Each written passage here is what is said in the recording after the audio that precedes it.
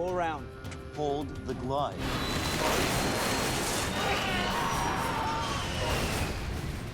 Near Zurich Airport, a DC-9 plows into the ground 6 miles short of the runway. It was a fatal loss of life. It was a tragedy.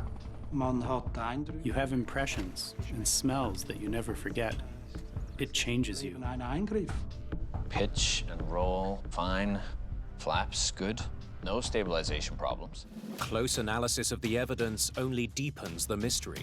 It was definitely flying too low, but why, we didn't know. Maybe there's something we can't see. Could a hidden fault deep inside the airplane have led the 2 pilots down a deadly path? That put all the other aircraft in the sky in danger.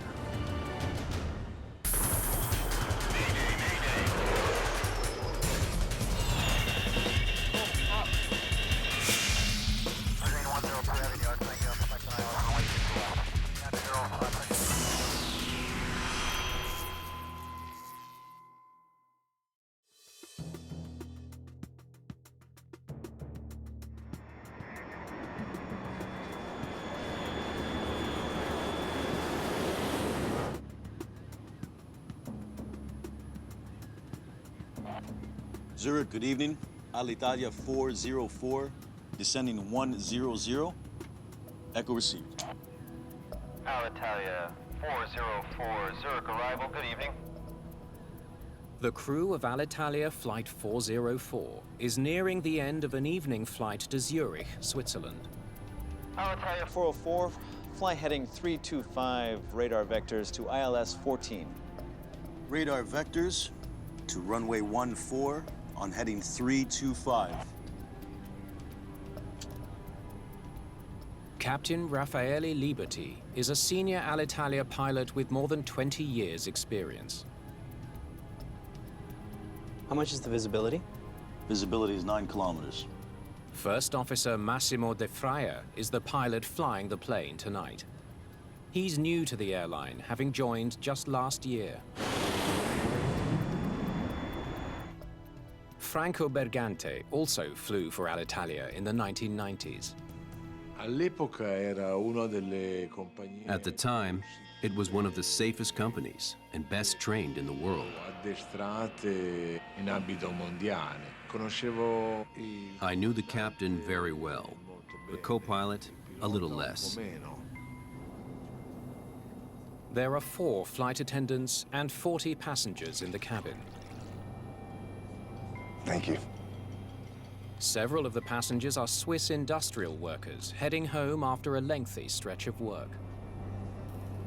Oh, it'll be nice to get back home after all this time away. Let's hope they recognize us. Typical passengers were employees going back and forth from Switzerland to Italy, especially to Milan. The plane is a McDonnell Douglas DC-9 that's been flying since 1974. The DC-9 was one of the mainstays of the industry from the 1960s through the 2000s. It was very, very popular in the US, Western Europe, and around the world, primarily for shorter regional trips. Even if it wasn't among the more modern planes, it was a good airplane. Flight 404 left Milan's Linate airport 25 minutes ago. The flight path takes it almost directly north, over the Alps to Zurich's Kloten airport.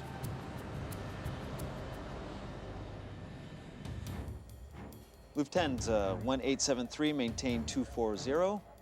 At Zurich Air Traffic Control, it's a busy evening. Swiss 3611, maintain 230. The airport is one of Europe's main hubs, serving 12 million passengers a year. Alitalia 404, turn right heading 340.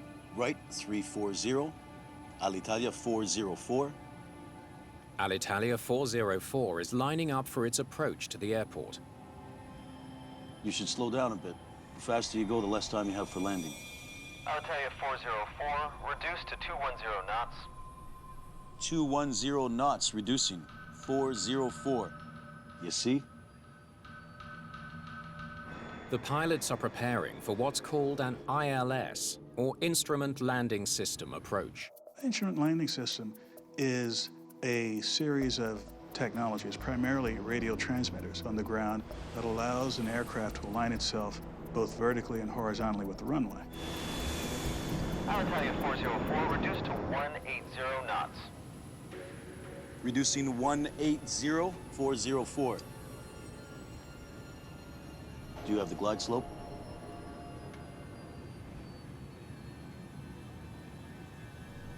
It's on 1. Let's do it on 1.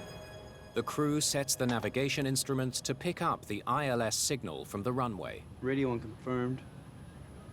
There's a set of signals which goes out at an angle from the ground that gives them an idea of the glide slope, which is typically around a 3-degree slope. Gives you one tiny pencil-thin beam that you can fly down that ensures that you're going to stay above the trees and not hit anything below there. And it'll lead you right to the end of the runway.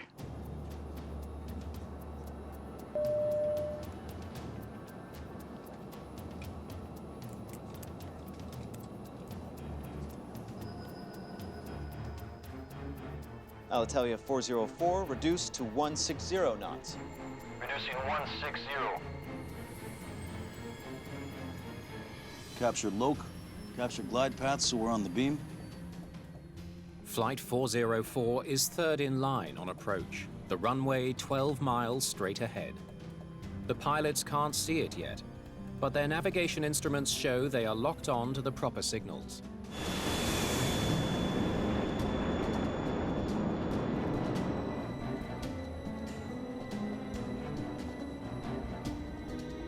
All they need to do now to finalize the approach is intercept a radio beacon known as the outer marker. The outer marker is something like the last occasion to check whether the ILS is correct. That tells them as they get closer that they're still right on the money. Flaps 25. Flaps 25. The outer marker check is at 1,250 feet, almost 4 miles. Didn't we pass it? Didn't we pass the outer marker? No, it hasn't changed yet. Alitalia 404, speed as convenient. Contact tower 118.1. 118.1, goodbye. That doesn't make sense to me. The runway should be just ahead, but the first officer still can't see it. Something's not right. Go around. No. Hold the glide. Can you hold it? Yes, sir.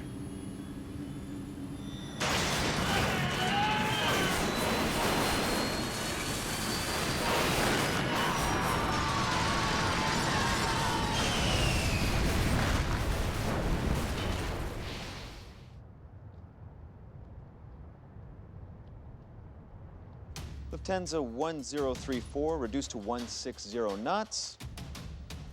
Alitalia 404. The controller has no idea why Alitalia 404 has suddenly disappeared from radar. Rabbit 932, established ILS 14. Rabbit 932, do you see an aircraft ahead of you? Stand by. No traffic in sight, but there's fire on the ground. Roger. It can only mean one thing. This is air traffic control. We have an emergency.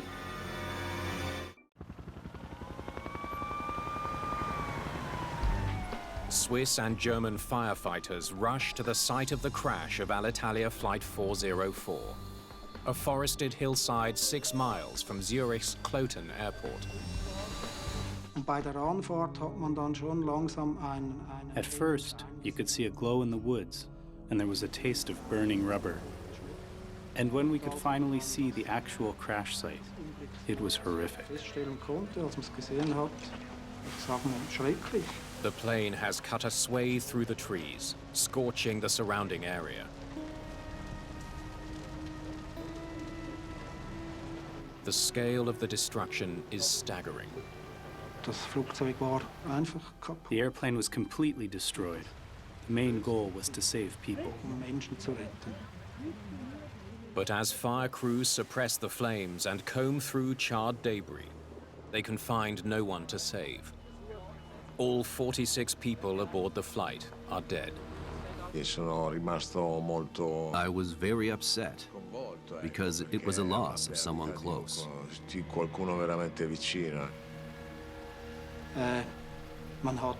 You have images that you have to deal with. You have impressions and smells that you never forget. It changes you. With the wreckage still smoldering, an investigation into what happened is already underway. Hans-Peter Graf is with Switzerland's Air Accident Investigation Bureau, or AAIB. First thought is, well, bad news. It's going to be a big and long investigation. I had to get a first impression of what had actually happened that night. So I went straight to Air Traffic Control Center in Zurich. Hello. Good evening. Good evening. Do you have some time to speak? Graf meets with the last person to speak to the Alitalia crew. What can you tell me about Flight 404? I hope to learn if the crew had issued an emergency beforehand, if there was anything unusual about the airplane. It was routine. They were making an ILS approach, as usual. They never reported any problems. Can you replay the radar track? Yes, of course. Graf knows that most control centers keep recordings of all recent radar tracks.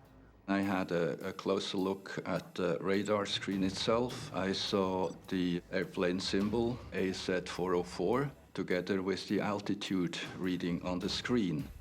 Well, they may not have reported a problem, but they sure had one. Look at that glide slope. Graf discovers that more than 5 minutes before the crash, Flight 404 was already too low and descending lower.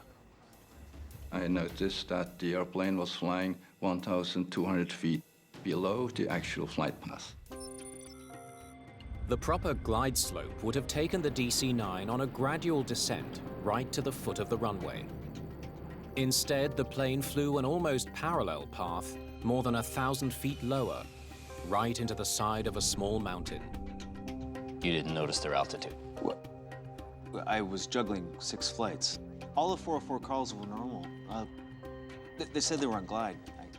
That particular controller was assumed if they were reporting they were lined up with the runway and that they were on the glide path, that they were safely above any terrain. And your minimum safe altitude warning system didn't sound? We don't have one installed as of yet. Unfortunately, at the time, they didn't have the minimum safe altitude warning system in place in Zurich. In the US, it had already been in place for 10 years. You said they were doing an ILS approach. Mm-hmm. Then we don't have a choice. Shut the system down immediately. We can't risk another flight. Graf worries the runway guidance system may be malfunctioning. A full test of the system will cause major disruptions for Zurich Airport, but it has to be done. If the ground transmitter was malfunctioning, that put all the other aircraft in the sky in danger. So they have to shut it down until they have it checked out by electronic technicians. It could take a day or more to get results. But if the testing reveals a fault with the ILS, it could explain why Alitalia Flight 404 ended in tragedy. Daylight reveals a 300-meter-long scar through a hillside forest northwest of Zurich, where Alitalia 404 crashed hours earlier.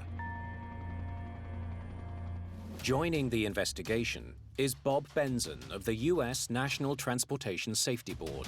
Because the aircraft was manufactured in the United States, our role is really to assist the Swiss government in determining what happened. It's a lot of fire damage. It's gonna make ID and parts a real chore. The thing that stuck out was the amount of destruction. The only truly recognizable things were the engines and the landing gear, but the rest of it was pretty well burnt up. Let's see that map again. Investigators wonder what the mangled terrain can tell them about the plane's last moments. It looked to us like the aircraft had struck the trees in a bit of a level attitude, although parts of the right wing had been sheared off by the trees, and that caused a more lift to occur on the left side of the aircraft, causing the aircraft to roll. So the eventual impact was nearly inverted.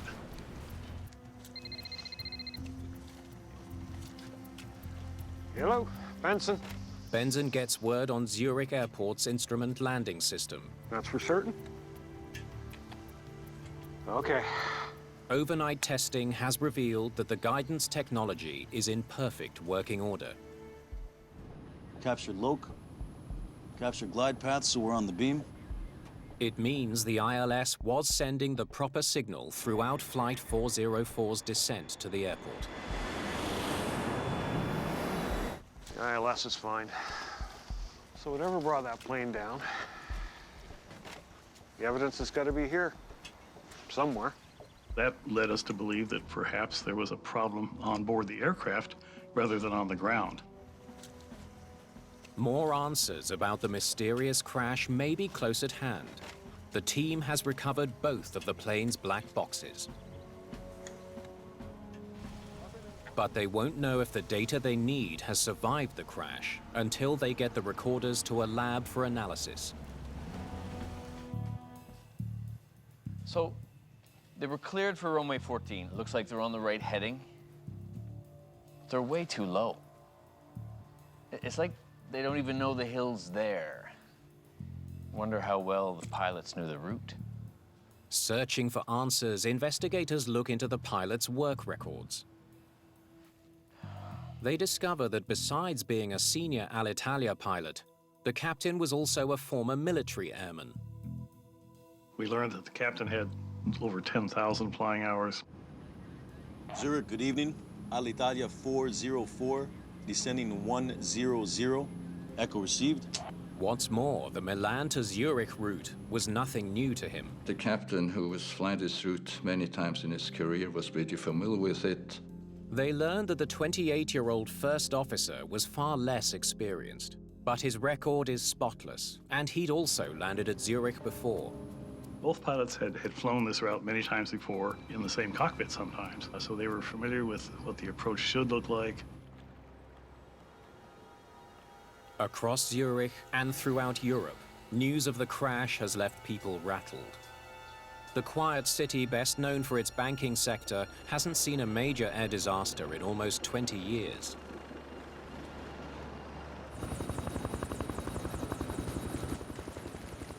It was such a tragedy. It was an all-fatal loss of life. And so it was reported in the media extensively. The media attention puts mounting pressure on investigators. Is this the flight data? Finally, they have some good news. Information from both the flight data recorder and the cockpit voice recorder has survived. We should get this up on the projector. But will it provide the answers investigators need? Was there an aircraft malfunction of some sort, an instrument failure, a flight crew problem? Those are the immediate things that you zero in on. Well, there's not a lot of parameters, but it should tell us something. Investigators begin with the flight data, looking for any sign of a mechanical problem on board. Thrust is good.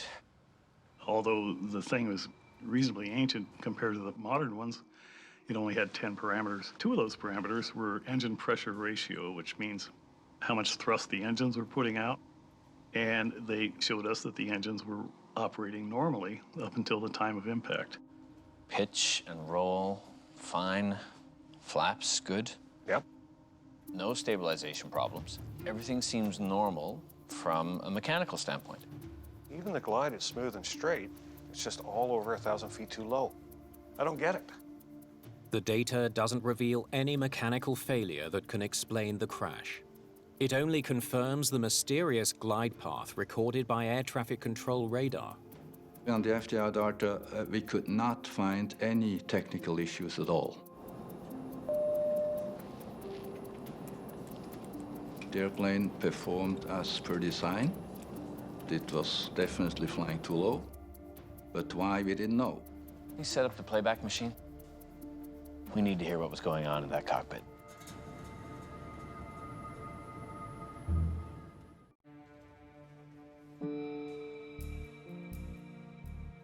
Trying to understand why a well-trained Alitalia crew flew their DC-9 into the ground miles short of the runway, investigators now turn to the cockpit recording.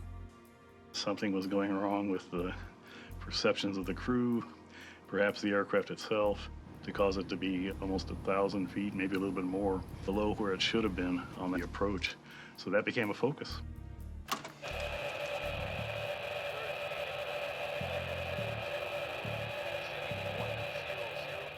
But as soon as they start listening to the recording, they know they have a problem. There was a lot of noise, and it was, first of all, difficult to understand. Sounds like they weren't using their headsets for some reason. You should slow down. The flight crew weren't using boom microphones. They were just talking into one single microphone located in the middle of the instrument panel. The faster you go, the less time you have for landing. So this led to some of the words not being understood by the accident investigators. Send it back to the lab. We won't be able to get anything off this. It's a disappointing setback. Investigators can only hope lab technicians can find a way to filter out the noise and produce an audible recording.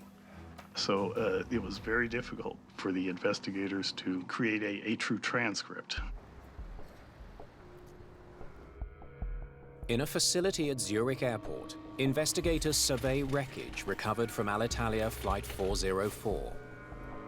They're looking for any clue that might help explain why the DC-9 flew for more than 5 minutes on a fatally low glide path before plowing into a hillside. You know, I'm surprised there are planes that still have this altimeter. They're ancient. What if they misread their altitude? The DC-9's cockpit was equipped with what's known as a drum pointer altimeter. The drum pointer altimeter is known to be prone to be misread. You have to look at the drum, and then you have to look at the needle. And it's almost like an analog watch versus a digital watch. Unlike a modern digital altimeter, the drum pointer design can only be read in 2 steps. Feet in thousands is indicated on a drum like an odometer in a car. Feet in hundreds is indicated by a pointer that moves around a scale like a clock face. The problem with the design is as it moves, the pointer can sometimes obstruct the pilot's view of the numbers on the drum. If that needle happened to be obscuring part of the odometer that showed the thousands of feet, there could be some confusion as to whether it was one particular altitude or maybe 1,000 feet away from that. So the potential for confusion existed. The industry has been phasing out the notoriously confusing instrument for years, but it's still found on older planes like DC-9s from the mid-70s. At this stage in the investigation, the team has no way of knowing if the pilots misread the instrument. They did misread it. That could explain why they were so low on approach.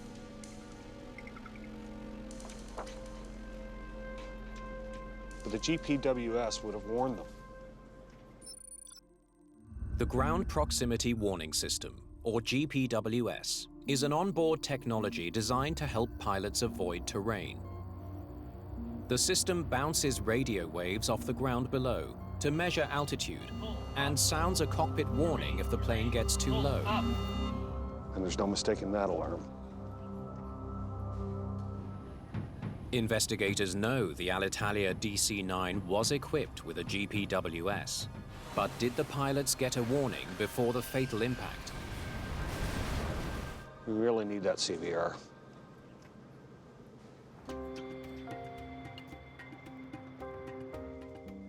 Hey. Hey. All right, this is the proper glide slope for runway 14. Great. I've got the transcript for the enhanced recording. They hope to finally get some answers from the cockpit recording, now cleaned up by audio technicians and ready for playback. The picture that was given by the full transcript is more than enough to get a very good idea of what the sequence of events was in the cockpit. Okay. Can we do a radio approach? Yes. They're at just over 4,000 feet Right here, which is well below the glide slope. Okay, so, but they need to level off to capture the glide, but they kept ascending.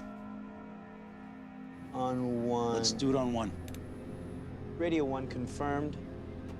Sounds like they're just on radio 1.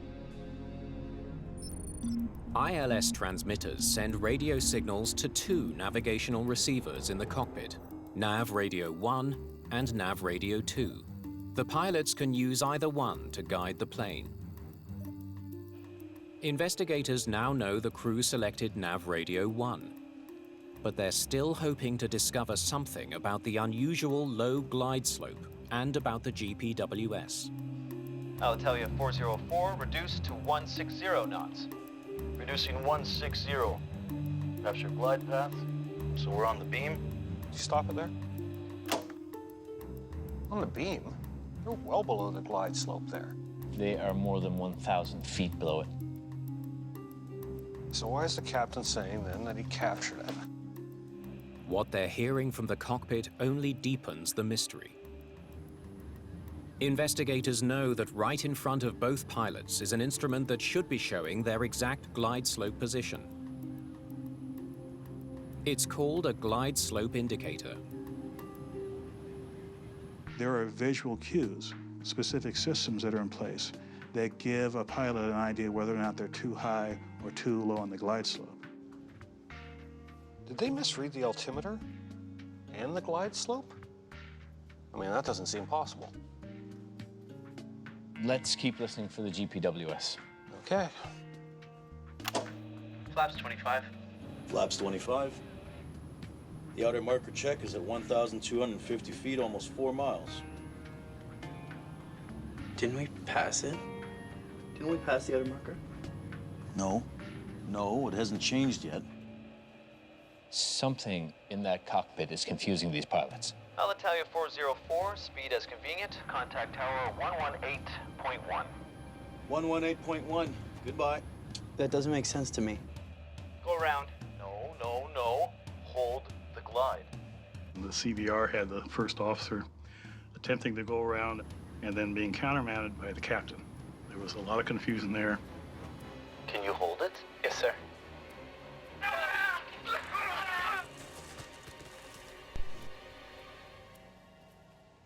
Investigators are stunned, both by what they've heard and by what they haven't heard. No ground proximity warnings at all. The fact that the aircrew didn't get a warning from the ground proximity warning system was a surprise to us. And the captain called off a go-around. They now face more questions than ever. How could two professional pilots both misread their glide slope indicators?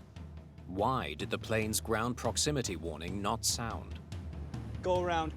And why did the captain call off the one maneuver that might have saved his plane and his passengers?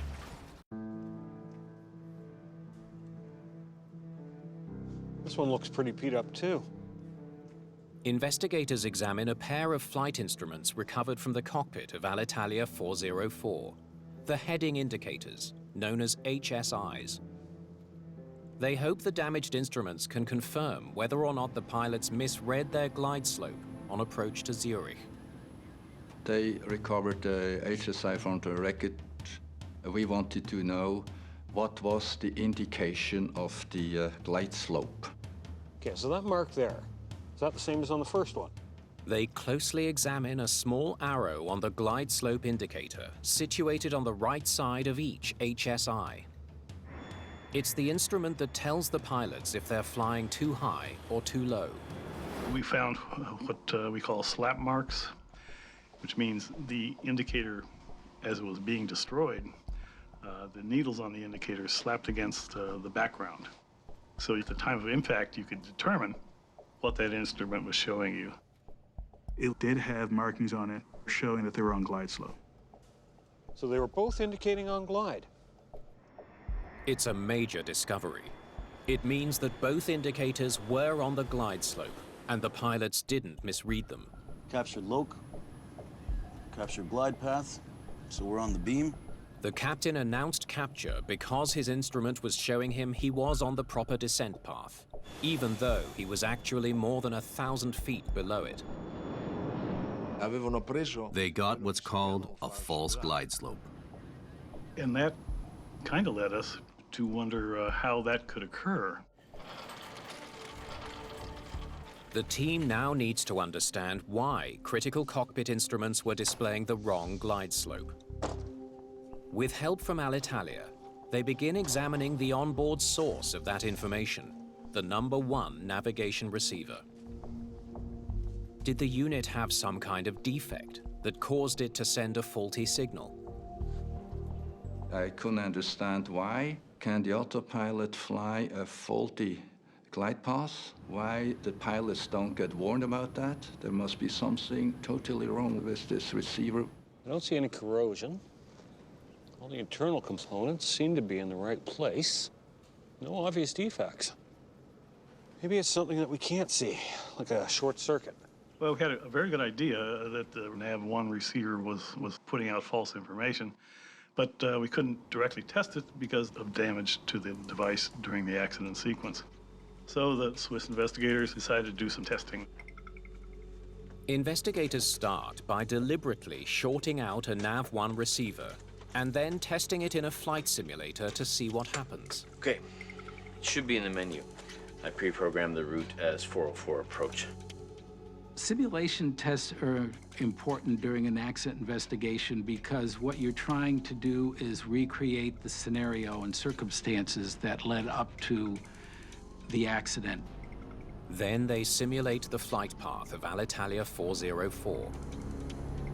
We're 15 miles out, 1,200 feet below glide. Stand by. Graf wants to see if he can reproduce the same false glide path that deceived the Alitalia crew. Switch to radio 1. There it is. A false glide indication on the display. And no warning flags. Graf is stunned to see that the short-circuited receiver defaults to the on-glide position, and that there's no warning about the malfunction. Typically, if the signals are not correct, there's some sort of warning given in the instrument itself. There was no warning. I was really surprised that somebody could design a piece of equipment without warning the pilots if there's something wrong with it. It was a kind of an aha moment. Captured loc, captured glide path, so we're on the beam. There was now no doubt that a short circuit in the NAV-1 receiver caused the deadly glide slope display malfunction. Did it also somehow disable the potentially life-saving ground proximity warning? Keep going. That's what Graf wants to know next. 30 seconds from impact. The simulation soon gives him an answer. Nothing. It should have sounded by now. The plane's GPWS never sounds a warning. And it turns out that if the navigation radios aren't putting out a good signal to the rest of the aircraft, the GPWS just doesn't work. The GPWS finding leads to another disturbing question. That doesn't make sense to me. Would the crew have been able to save their plane and 40 passengers? Go around. No. Hold the glide. If the captain had initiated a go-around when his first officer called for it.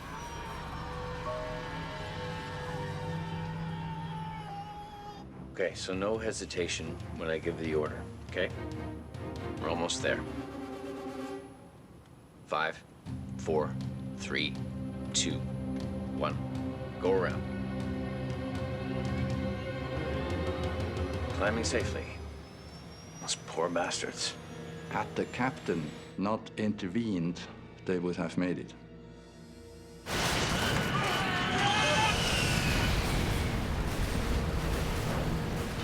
The aircraft would have passed over the top of the mountain without striking it. Not by much, you know, a couple hundred feet perhaps. It's a heartbreaking discovery, one that motivates investigators to try to understand why the fatal decision was made. Why did a seasoned pilot overrule his first officer and miss his last chance to avoid disaster? Let's take it from earlier in the flight. For more insight into what the captain may have been thinking, they return to the cockpit voice recording.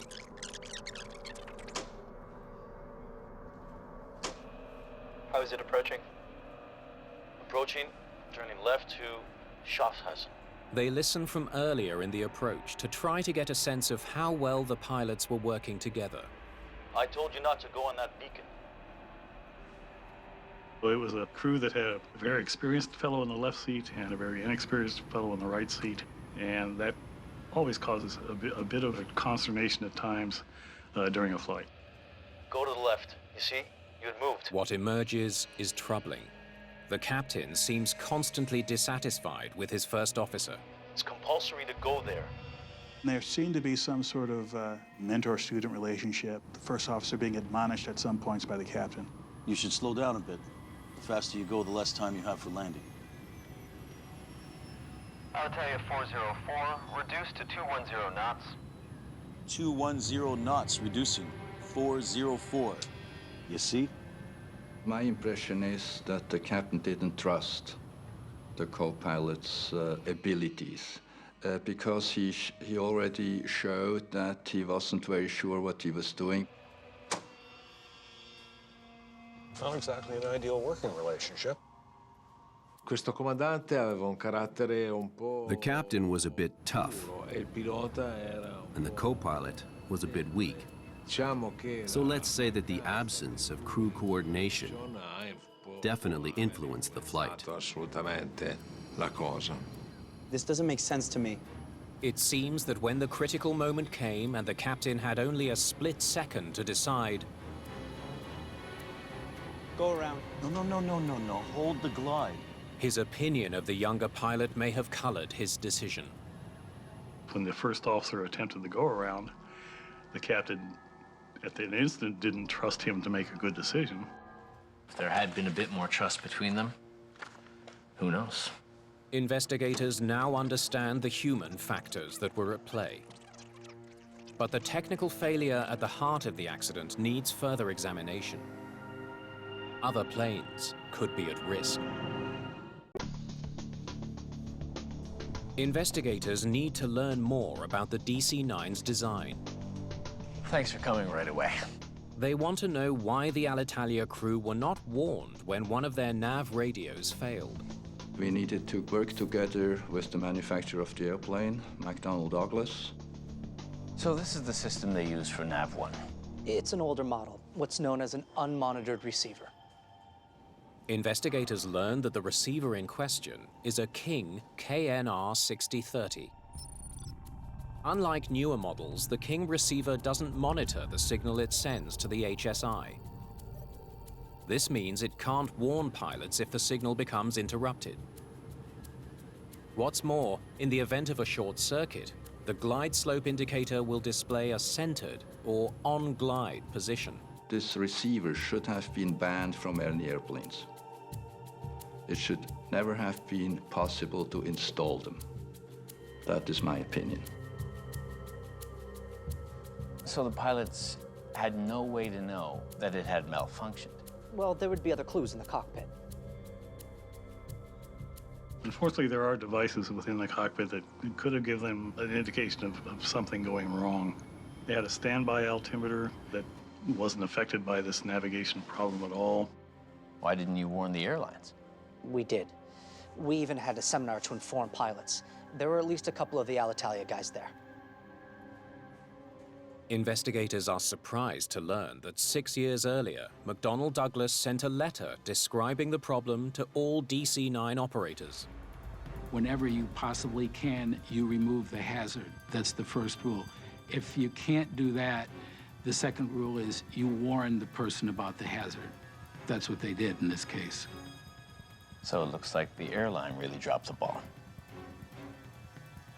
One can't rely on pilots overhearing something in a conference and then overhearing it in the break room, and they implement changes. That's not how it's done. This is a very organized, very procedures-based world where learning has to go through a process. For some reason, that information never drifted down to the line crew member level. We were pretty convinced that the accident crew members had no idea this false reading could exist. Investigators now understand the sequence of events that doomed Alitalia 404. It starts with an aging DC-9, carrying 40 passengers, 4 flight attendants, 2 pilots, and a hidden danger. Do you have the glide slope? A flaw in the navigation system. On 1. Let's do it on 1. Radio unconfirmed. With this receiver, the best pilot in the world would be at risk. It would fool anybody. On approach to Zurich, Flight 404 descends below its intended glide path. Alitalia 404, descend to 4,000, turn right, heading 110. Clear. The busy air traffic controller fails to notice. The pilots also don't notice, perhaps because of a notoriously confusing altimeter. Capture glide path so we're on the beam. But certainly due to a false glide slope indication. Radio 1 had a non-glide slope indication, telling him, okay, we are fine, we are on the correct flight path to the runway. A disabled GPWS keeps them unaware of the danger until... Go around. No. Hold the glide. The captain's lack of trust in his young first officer seals their fate.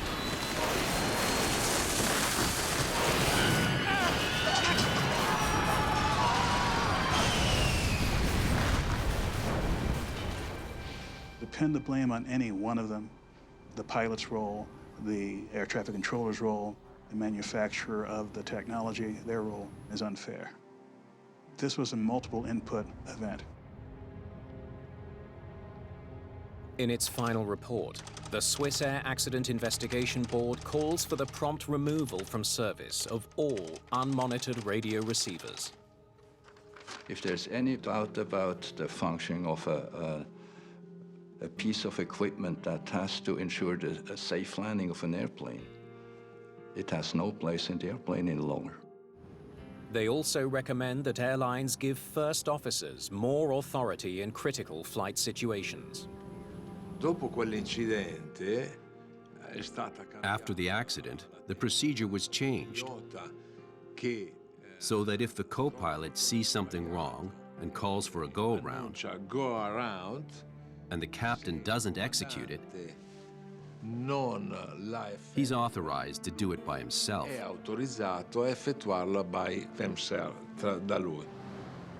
The accident brought important improvements to Zurich Airport as well. It was after that that Zurich installed the minimum safe altitude warning system in its ATC facility. And so unfortunately it took that tragedy to happen, but at least some positive things resulted from it. We learn from every accident. Even though they're tragic events, frankly, some good comes out of every single one of them. And the recommendations that came out of this accident have led to an aviation system today that is very, very safe.